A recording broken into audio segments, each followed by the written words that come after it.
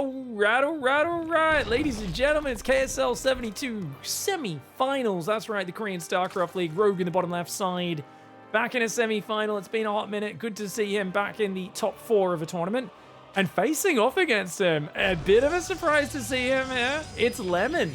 Playing on a barcode account, not the greatest, but it is what it is. Lemon, for those who don't know, is an up-and-coming Chinese Protoss player who was really giving Oliveira a lot of trouble at the start of 2024. Back when he was getting wrecked in TVP, Oliveira literally sought coaching from Maru because he was struggling so hard against Protoss at the time. And, you know, Lemon showed a lot of promise. I remember thinking, wow, Lemon looks really good. And he's opening greedy here, going gas first. A very good macro player. Chinese players normally known for their kind of out there, wild strategies over the years. You know, if you think of a Tudming, a Jigua, I mean, there's so many different players. They always had their own weird flair. Lemon just looks like a really solid macro player. He's good at just surviving the kind of tightrope walk, the knife's edge greed battle, where some Protoss players will fall apart under the pressure when they just barely hang on. He makes comebacks. He makes very impressive comebacks. So Lemon's really good, but we'll see how he holds up against Rogue. Rogue's a very tricky player to play against. We'll see how that goes.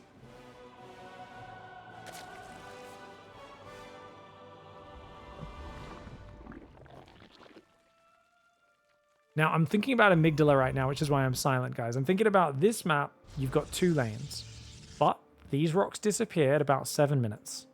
I'm kind of thinking, okay, do we try the big... So this map, just to explain, this map's so good for Protoss because it used to be there was a big ramp here on the 3rd base. They took that away early into testing this. So now, even when you open these rocks up, you have to go back around to the northern path or back around kind of the southern path, whereas it used to be you could break these rocks, get up that ramp, and kind of it would really open up the 3rd base for Protoss and make it much more assailable. You kind of surround it with Roach Hydra. Can't do that so much anymore. Rogue gonna go for a standard hatch gas pull. He's left 1 worker on gas to give himself the option for early attack if he chooses to do it. Adept into Stargate, super defensive. This is about as macro oriented as it goes, guys. Turns the mining, chronos the probes. Beautiful play for Lemon. Limon. Now, I think what we're going to be thinking in this game is how aggressive is Rogue, and does he have confidence in Hive Tech? Because I think Rogue has some pretty good lurker plays, but he's also sometimes just a bit too slow to go there. And I think what I've found a bit uncomfortable about Rogue is it feels to me like if his Hydra timings don't work, his Hive's just not quick enough generally to make it that powerful. He also doesn't seem to have the same all-in range of someone like Dark, who's got some really powerful Nidus Worm all-ins. Rogue has not been using those recently. So what I'm looking for to see Rogue have success is to either beeline towards the late game, just go straight there in game 1, then be really aggressive game 2, or you can do that vice versa.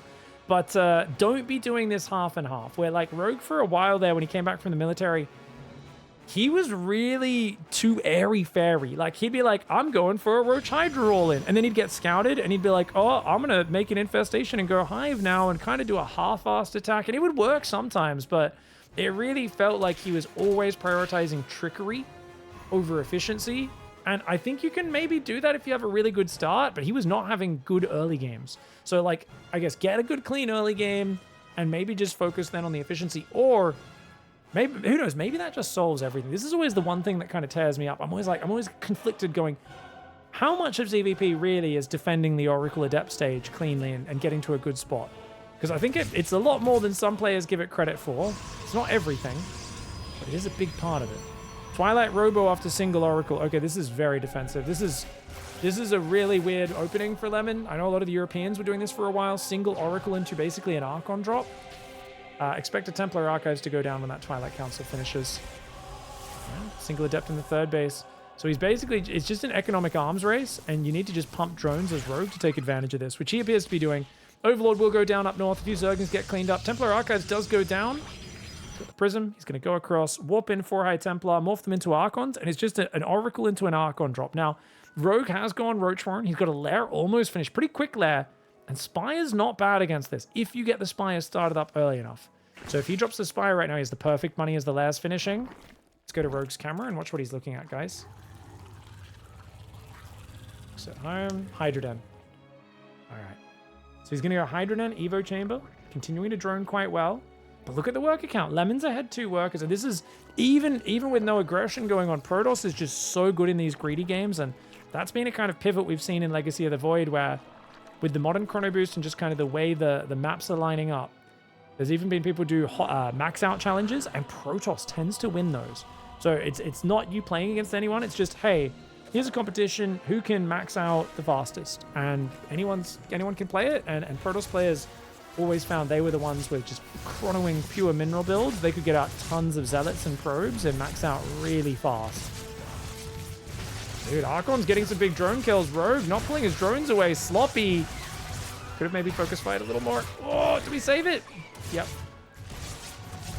All right, good micro. Lemon gets 7 drones with his first wave. 12 Hydras are building. But that's a huge move, because now Rogue, yeah, he's going to 4 base. He's only on 55 workers. We've got double Immortal coming out behind it as well. I do think Storm's probably very important once you see what you're up against, though. Sees the Hydras now. Lemon! Oh my gosh, get out. Get out, get out, get out. Ooh, okay, he's going to fly back. Immediately start Storm and chronos it. Wise choice. Wise choice. And 4 more gateways. So it's going to be 8 gate, double Robo Immortal Storm on 3 base. And Rogue is not droning because he's building 4 Overlords. He's got a lot of lava. What are we building right now, Rogue? He's got money. Hydras. He's going all in. All right, Rogue's going to go what looks like a big Hydra Zergling all in. No Banelings. And now he goes back to drones. Oh, he must have been worried about a follow-up attack. Oh, he's way too blind. Rogue has no Zerglings on the map. He has no Overlord speed, no Overseer. And oh, he's going for Infestation. This is exactly what I was talking about as a problem with Rogue's EVP recently. It doesn't look like he's fixed it. This is a very recent game. This was played this week, guys. But he has not fixed that issue I was talking about with the delayed Hive. If you're going to rush to late game, you need to get that Hive out at a crisp timing. As it is, he's going to hit range Lurkers at the point Protoss is maxed on 12 Immortals, 10 High Templar filled with energy.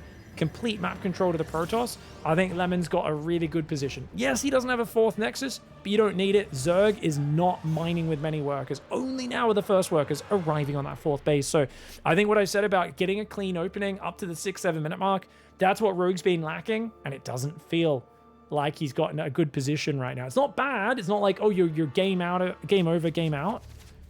But I do think it's lacking that crisp edge that it would prefer to have.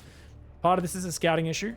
He didn't realize what he's up against earlier. If he did realize, he probably would have built Roaches rather than waiting for Hydras. And if he had 6-7 Roaches, never would have lost those drones, wouldn't have had to overcommit to 25 Hydralisks so early. And now he's kind of on the back foot, outnumbered. He's just droned up to 80, but here comes the army. Mass Immortal Storm Archon marching forwards. Lemon, does he have a Warp Prism? Yes, he does. It's coming in. You can see the shadow there just north. And he's going to push down on this base. Hydras do have both upgrades, but no +1 range. It's just Zergling Hydra. It's all about the Storm. What can Lemon get done? Equal supply. Looks amazing for Protoss. Rogue. Oh gosh, pull out, pull back. You've got to keep spreading. Good spreads. Does eat some decent storms though. Lemon pushing through with the Archon Immortal. That northern flank starting to crumble. So many Archons. Another storm landing on the Hydras. These High Templar are out of energy. I'd love to see Lemon morph Archons. He does. More Zealots warping in. Good arc of Hydras on the north, but the Zealots come in. And the Immortals doing pretty well. Wow, that's just going to be that. 18 drones go down. The Oracle falls. The Zealot Archon Immortal, a 3-base timing at 8.5 minutes. And Lemon, just a good Archon drop, clean, efficient build, really simple play for Lemon. And Rogue's early defense was just not good enough, and he overcommitted to way too much army after taking that damage. All right, well, that was a rather simple loss there for Rogue as Rogue. Did he just do an extractor trick? Oh my god, guys, has Rogue learnt the new opening? What? I didn't think... People have been asking me for weeks, when are the Korean players going to learn the more efficient opening, the 15 Overlord into 16 Hatchery? And I said never. They don't seem like... Dark's been lazy for a while. I don't think anyone's going to learn the new build orders. Builds 1 more drone, 16 Hatchery. Perfect. Rogue studied up. Okay, this is good to see. I've heard a few people saying, oh, I'm so happy to see Rogue's back grinding. And I've got to say, guys... I have been excited to see him playing a lot of tournaments, but what I saw in those tournaments is I felt like he wasn't grinding. I'll be completely unfiltered with you guys. I love these players. To me, it felt like Rogue was coming back, having a little bit of fun playing the game. I didn't sense any serious intent behind his play.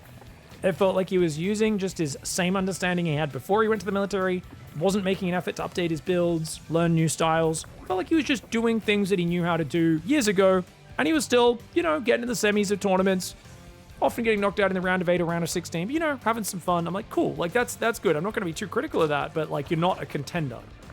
And if he actually starts learning new openings like this that are more efficient, hey, this is a really important start. It's a sign that he's studied the game and he's gone and looked at the other players at the top. He's studying Serral. And as I say, if you're a Zerg player, it's so obvious who you should be studying, right? Like, there's no argument that Serral is far and away the best Zerg player in the world. You should all be studying the little details of everything he does and trying to understand them and take as much of that you think fits your playstyle as possible and use it wherever you can.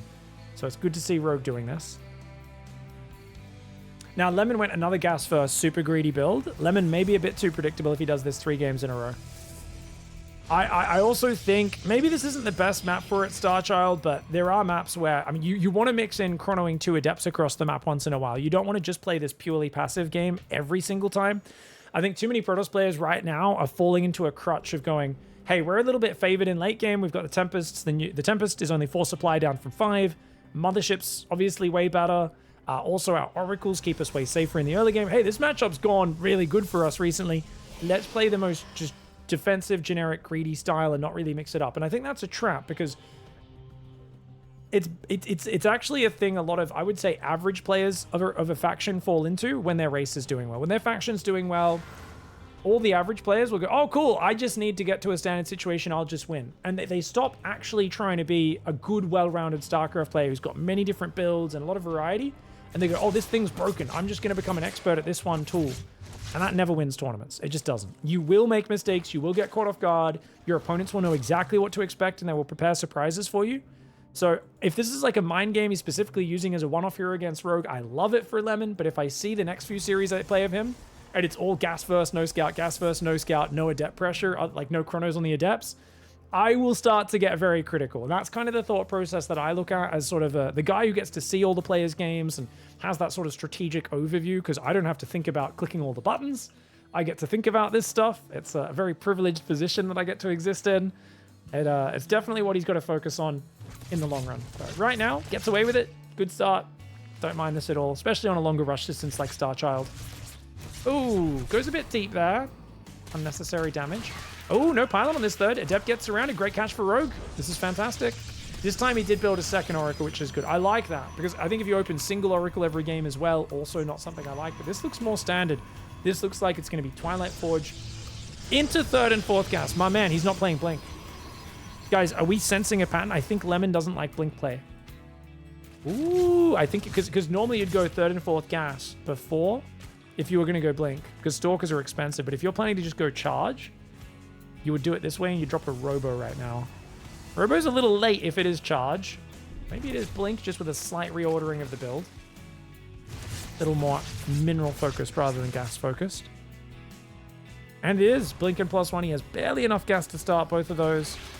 And Adept on the 3rd base, well placed. Oracles are on the wrong side of the map. Uh-oh.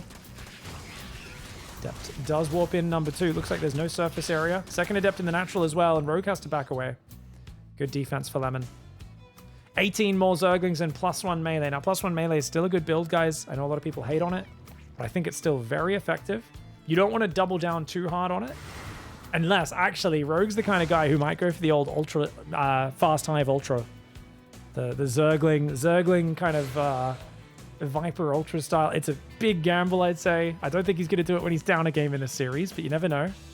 Just going into Hydras off +1 melee and swapping into range upgrades after that is usually ideal. Overlord gets caught in the back. Zerglings probe the wall. This is not Hero, though. Would have got in this base 14 times by now if it was Hero, but this is Lemon. Lemon keeps that wall solid. Lemon's really organized with his control groups. All right. Keeps going for the wall, but that Adept's stacking up kills. It's got 2 now. Thought it would have more than that, to be fair. These other Adepts are at 1 kill, 3 kills, 1 kill. Oracles are at 0 kills and 2 kills. 52 drones, and now going to start to drone up. So he let Lemon get the worker advantage, did Rogue, because if the Stalkers push out, he wants to have enough Zerglings to both counterattack the base and surround the Stalkers. But now that he's gone back to droning a little bit, he's not got the overwhelming mass. Stalkers move forward. Building 18 more Lings, though. These guys are going to come in from the south, attack the natural wall. It's one of the best things you can do in this scenario, especially if you just warped in Stalkers and ran them across the map. 4th hatchery is up on the bottom right. This is a 5th hatchery up here in the top left. Very mineral-focused build order here for Rogue. Manages to find a probe, forces some warp-ins at home. He should try and attack the natural, if anything. Hatchery up top does get killed. No, cancelled. Cancel. Good cancel for Rogue. Lemon pushing right now, trying to get in here. I don't think this is a big commitment, though. He's going Templar Archives behind it. He's just trying to pressure a little bit. The stasis trap is big. Rogue eats a big stasis, but he snipes an Oracle, which is massive. One Oracle still very high on energy. That Oracle not turning on its laser, though. Lemon a little bit slow to react here. He's got to blink these guys away. It's because his Stalker rally got intercepted as well. He's still going for stasis traps rather than using the actual laser. The laser is absolutely what he should be using here. And Rogue cleans up a lot of Stalkers, trading evenly. 58 Zerglings for 11 Stalkers. You might think, wow, is that a good trade? But it's 6 Stalkers, 3 Adepts, 1 Probe, 1 Oracle. Overall, even units lost, even worker count. Rogue has his 4th base mining on the right side. 5 starts behind this, +2 melee and grooved spines. Now, this is something I've been very critical over recent weeks. Sarah caught on to this very early. Rogue is going +2 melee. Oh, nice burrow. I didn't realize he had burrow already. He's burrowing on the hatch. Oh, that's huge. The Oracle's going to have to come clear that. The Oracle's on the wrong side of the map. Look at this for Lemon. Yep, he's like, oh, what? You got burrow? No one makes burrow in this matchup. So yeah, check this out, guys. So basically, +1 range is way more important than +2 melee. He still ends up with the second Evo, goes for +1 range, but it's way more important. Why? Zerglings aren't going to do anything past like 8.5 minutes in this game. They're going to be good for counter-attacking, so getting the upgrade makes your run-bys a bit more effective. It does not help in frontal engagements, or barely helps, because of that. You're also not going to go Banelings with the modern styles. Banelings aren't very effective anymore. People have moved away from them. They play pure Hydraling into Lurker. It's a better style. It's not as prone to die in a storm. It's more maneuverable. You can dive on High Templar. So that's why the range upgrades are usually more of a priority, because you can see he's pivoting now into more of a Hydra focus, right? It's about to have 15 Hydras. 86 drones is sick, though. It's a pretty crazy drone count. And this 4th base did get delayed a very long time, but second Stargate fleet beacon around. Lemon's just going to force this to late game. Happy to play it. Unfortunately, these Zerglings with +1 melee are going to get a nice surround, and Rogue's going to say, ooh, tasty treats. Zerglings, yes, they die to 2 shots from these Zealots, but they kill the Zealots pretty quickly as well.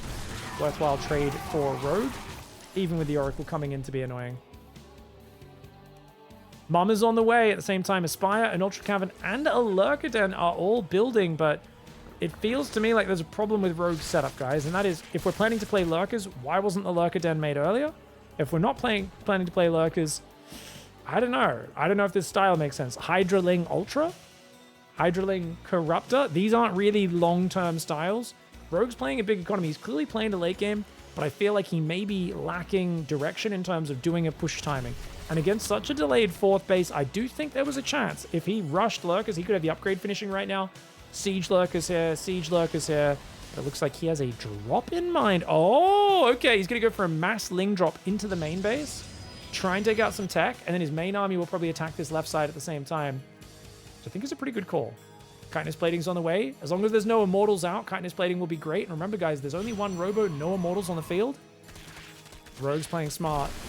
Rogue's playing smart right now. Lemon's not ready for it. He has no idea what's happening. The map is covered in creep. Rogue's got all of the information. Lemon does not. Mothership will be out in a few moments. It might be able to defend this. Needs Zealot Warpins in the main. Oh, God. Not pulling probes. Where's the army? Mama comes out, does activate the cloaking field. Big Zealot Warpin comes in. But already 9 probes. A couple buildings do go down. At the same time, Hydras attack the front. Don't know how effective that's going to be. High Templar are nearby. Best to just clean up the Zealots and run away. Good micro there for Mr. Rogue. Let's go back off. Lings are still in the main base. Zealots holding the choke point. Oh, God. Lemon, what are we doing, mate? Whoa. Lemon just let a bunch of Zealots into his base, into the natural from the main. Also, look at that burrow in the main. You know Rogue's going to unburrow those momentarily. These Overlords are hiding there. He's got burrowed Zerglings in both mineral lines. Lemon's not cleaning it up. Lemon's a very clean player normally, but it feels like he's just panicked right now. He was not expecting that drop. This clearly isn't something he plays against a lot, and now you're just waiting to unburrow these. Look at that. So annoying. So annoying, these Zerglings. They unburrowed in both bases at once, and that's going to cause another bunch of probes to go down. Even more distraction. and potentially the distraction to take down the Robo at the front. Is that the only Robo? Yes, it is. Ultras are here with Chitinous Plating. They may not have Carapace upgrades, but they don't necessarily need it. Ultra Hydra, guys. Shades of 2014 Zerg vs. Protoss in Heart of the Swarm. Ultra Hydra Viper Broodlord was the style for a little while back then, over a decade ago when Rogue was a rookie. He's not considered a great player in 2014. It's 2017 when he came into his own. But maybe channeling some of that old style where you would always pivot. You'd go Ultras, you'd try to trade, and then you'd swap into Broodlords while they're investing heavily in Immortals, and then you'd try to swap back into a more mobile army and do more run buys, maybe do a big Muta swap to finish them off. It was always about catching the Protoss off guard with their production, but that was on a much lower base count, whereas, as you can see, this is massive economy, massive bases. Protoss is remaxed, but he didn't even build a cannon in the main. Does leave Zealot Stalker nearby. Lemon acts a little slowly, but that's okay. I think the Zealots will clean that up nicely. Here we go, Ultra Hydra in the north. Oh, he's got Ultras denying the 5th base down the bottom. Ultra Hydra in the north. Army does push him back for now, but I think we need a lot more cannons right now as Lemon. He storms the Ultralisk, guys. That's a little bit like using a water gun to try to fend off a raging bull that's charging at you. Technically, it may annoy the bull, but it's definitely not going to stop it. Weak probes do go down. Dude, pushing is a terrible idea.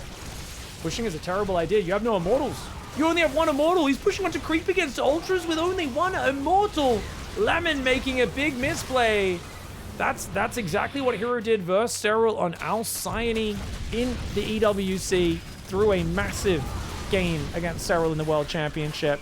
Crazy to see Lemon make such a cavalier decision. The rule 101 against Ultras is wait until you've got Immortals. Turtle up, build cannons, defend until you've got 5 or 6 Immortals. Attacking on creep with this army, this is exactly what Hero did at the World Championship, and it makes me question Lemon's theoretical understanding of the game. Because right now, if Rogue can just surround this army with Ultra Corruptor, it's a free win for him. Stepping on creep is absolute madness. If you drag this out, Ultras will not find a good fight necessarily unless they get a good surround on you, unless you don't have enough Immortals. Right now, you're moving on creep to let him surround you, and you're also low on Immortals. I mean, Rogue needs to pounce, though. As much as I'm talking about this being a mistake for Lemon, Rogue's got to capitalize. Split the Ultras and A-move this. Like, this is such a nice present gift wrap for the Zerg. It's exactly what Hero did against Serral. Rogue, not a nice angle. Really bad angling for Rogue. Great setup for Lemon on the ramp with the Time Warp. But he's just got so little anti-armor damage. Those Ultras taking way too long to die. I mean, great positioning, but just a terrible strategic choice to go down here and take this fight. Rogue is going to be able to clear up a lot of valuable units. I mean, it was a bad angle for Rogue. Not well executed on his part, but... Oh, what's he got on the Remax? 7 more Ultras, man. I can't believe Lemon's going to do this. Archons with +3 do 47 damage to biological. The Ultras have no armor. I mean, they do kill the Ultras reasonably fast. Not as fast as an Immortal, but still, they are doing good damage. Of course, would have preferred them hitting the Corruptors to defend the Tempest right now. Stalker's going to be blinking back. Ling's coming in for the surrounds. The Archons continue to push in. Lemon desperately looking for the win. 69 works against 81. Remember, Rogue has a big Remax here. If he gets rid of this army, it's lights out for Lemon. And it looks like I think he has just enough with these Ultras coming in. Wow, okay. This is so funny, guys, because it's so weird. Because people always ask me, you know, why are Ultras so bad? And I go, they're actually really good. Unless the Protoss does all the right things to deal with them. But even pro gamers sometimes forget their basics. I mean, we saw it in the World Championship. We're seeing it here again with Lemon. You need Immortals to deal with these Space Cows. 2 more Immortals finally rally in, but the Natural's wide open to Zerglings at the same time. I think those Zerglings are going to run into the base, and that's a problem. Starter step going to be necessary to keep these Archons alive. Storms tickling those Ultralisks. Ling's trying to get through the wall, and Zealot Stalker there. Immortals getting surrounded as well. Rogue gets some damage. Does lose 1 Ultra on the retreat, though, or at least almost does. I think that Ultra barely got out, actually. Yeah, Archon's not able to chase it down. Zerglings flooding into the Natural right now. +3. No, he does have Adrenal. +3 Adrenal Zerglings. These guys do insane damage. And Lemon's like, screw this. I'm just going to tap out. He was moving across the map there with a small ball of units if we rewind slightly. But he knew it wasn't enough to win this game. I think Lemon needed to turtle up, guys. He needed to slow down, needed to turtle up. And he would have had a good shot. He was playing the correct style. But when you play the Tempest style, it is all about building the right composition. And if Zerg goes Ultras, you go Immortals, and you just refuse to fight. You just turtle up until you get those Immortals out. Lemon continually moved on the map, and it was a bad call. All right, guys, Rogue at the bottom right side. I mean, Ultras are really nice if you can find the engagement, but I do find it a little bit anticlimactic. I'm sorry for nerding out. I'd love to get more excited about Ultras. I love Ultras, But I just don't love when the Ultras get gift-wrapped the engagement. And I don't think Rogue took the engagement as well as he could have. So I know I'm being very critical, but I mean, I got to call it the way I see it. I've played a lot more Ultras, I think, than a lot of players out there because I like A-move units that are more positional and are more about picking fights than actually being good at StarCraft, you know, like those technical Viper, Lurker, Broodlord styles that people use. So I've played a lot more Ultras than a lot of people for many years. I guess I just have a whole theoretical framework for what you're supposed to do both with and against them. Sometimes it feels like, yeah, maybe Rogue didn't think his numbers were good enough, but I feel like when you go Ultras, you should have in the back of your head, this is not a good long-term comp. You're on a timer. You want to hide the Ultras, and then when you show them, you want to get a good fight as quickly as possible and get a good trade. So it was kind of bizarre to see the way Rogue didn't set up a surround with the Ultras. The moment that army moved forward, I would have been, as the Ultra player, if I was in Rogue's shoes, I would have immediately been getting my army forward on the map to pincer him. But Rogue took a long time, and because of that, he kind of attacked up one ramp. It was good enough in the end, but that just goes to show how bad the decision was from our Protoss player Lemon to push at that time. And it does make me think, hey guys, this is like, there's these blind spots that pro gamers have where they say Ultras are bad. No one plays Ultras for the longest time. And then the players literally just forget how to play against it, right? Like the most basic example we see is like if no one proxy raxes for a while, the first few times you bring out a proxy barracks that's well executed, you'll get a few free wins versus Zerg players because they're just a little sloppy on their execution against it, right? But that's something where it's more about you got to react so quickly, and there's this very tight sequence of micro you need to do to deal with it. But this is more of just a general strategic overview of mid to late game and what you should be doing at that stage of the game. So definitely an odd one. As we go to El Dorado, I'm hoping Lemon can just tighten it up and just basically calm down, build more cannons, and once you see that Rogue's doing this run by style, build more cannons, slow it down, do not push into Ultras without that complement of, I'd say at least 5 Immortals is usually the number you want. You can go higher than that if they're very high on Ultras. But usually I'd say probably if they, I think a good ratio would probably be 2 Immortals for every 3 Ultralisks. Because 3 Ultralisks is 18 supply, 2 Immortals is only 8, so you're still building less than half the supply. But it's enough to just add enough damage with the more general purpose units like Archon. So you don't want to go like 10 Immortals because they're not good against the other units. Only really good versus Ultras and Lurkers. But you want just enough to give you the firepower behind all the other units that it'll really work out. I have more success against Immortals with Neurals. Oh, Raynor had some amazing highlights. 2022, 2023, 2024, just neuraling people's Immortals with his Ultra ambushes. Very cool. He did it versus Showtime a bunch of times. Like, he actually made Neural look kind of broken against Showtime a few times in the late game. There was a point where I'd cast so many games of Showtime getting ahead versus Raynor and Raynor making these really gross Neural comebacks. And I was like, damn, like I never see this at pro play. And I was literally messaging him. I was talking to him at an event. I was like, man, how do we reveal? Like, how do you have to add a few disruptors to try to blow up the infestors? Do you just need to be better at feedbacking them, keep them revelated? Like, how do you stop this from happening? And we were discussing it, and there wasn't a simple solution. It was kind of like you just had to be very careful and never get flanked or surrounded. Oh, nice Oracle dive for Lemon. Is it that nice? Maybe not. Takes a massive amount of damage. Flies straight back over the hatchery. A little dangerous. This is a double Oracle opening yet again. Does look like with the second gateway. It's nice and safe. Only 5 Zerglings outside the base. Forge and Twilight goes down yet again before the 3rd and 4th gas. So it seems like this is a feature, not a bug. He just likes to do it that way. A bit more mineral focused and wants to get those upgrades up as quickly as possible. Ooh, okay. Lemon's Oracle's not doing too well this game. That's not the start you want to win against Rogue. Oh, whoa, whoa, whoa. Nice quick lair. Rogue's Russian Hydras this game. Rogue's done. I don't think he builds a Rotron for safety. I think he's fed up. I think he's like, screw this. We're going to go straight to Hydras, and then we're going to A-move 70 drone Hydraling at you. I would not be surprised if Rogue just does some sort of Hydraling shove. He has a good enough start. It's got a very high success rate. 2 Creep Tumors go down. He does build the safety Rotron, so he's not throwing complete caution to the wind, but it's almost 5 minutes. It's a pretty late one. Overlord sees what looks like a completely normal game. Forge, Twilight, 2 more gateways. Now, he doesn't see the 5th and 6th gateway, but that's pretty standard. I don't think that's too surprising.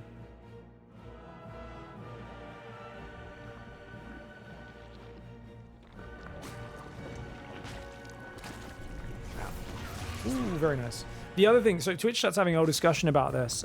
If you, with your ultras, land fungal blinding cloud on the immortals get wrecked. That's something we talked about. We did a Serral point of view cast the other week, where Serral took one of the worst Ultralisk engagements I've ever seen, and I was explaining how he didn't flank with the Ultras. He made the same mistake Rogue did, attacked from kind of one side. Essentially, he had some units coming around a corner from a different angle, but they were delayed. And then he also didn't have Blinding Cloud. And I was explaining how just Blinding Cloud's the most important, but if you land Fungal and Blinding Cloud, the Immortals just can't do much. So it's really, really powerful if you combo spells with Ultras. But once again, not getting your spellcaster's feedback, catching the Protoss in the open. It's hard to land that engagement, but if the Protoss shoves on creep and kind of comes into your territory, you should be able to land those combos. If the Protoss is very careful, very defensive, hard to land the combos. If they shove on creep, easy. Zergling's going to go for a little counter. Battery should finish if the probes fight, but they go for the gas. It's the most exposed thing here. It's a good choice. Stalker's on the front. Spire's coming in. Oh, wow. Rogue's going to try to go for the meter swap. I love it. Bunch of roaches on the high ground with these queens. Oh, got to be careful these stasis, mate. Single Zergling setting them off. Ooh. Uh-oh. Okay, he's going to have to do a big Stalker warp in here to stop losing these. Good move by Rogue. Forces all that warp in at home. Almost gets a bunch of kills.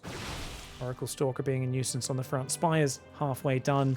Third base fully saturated. Fourth base is now finished. He's going to take 2 gases. Rogue would like to play potentially into the Mass Mutalisk here.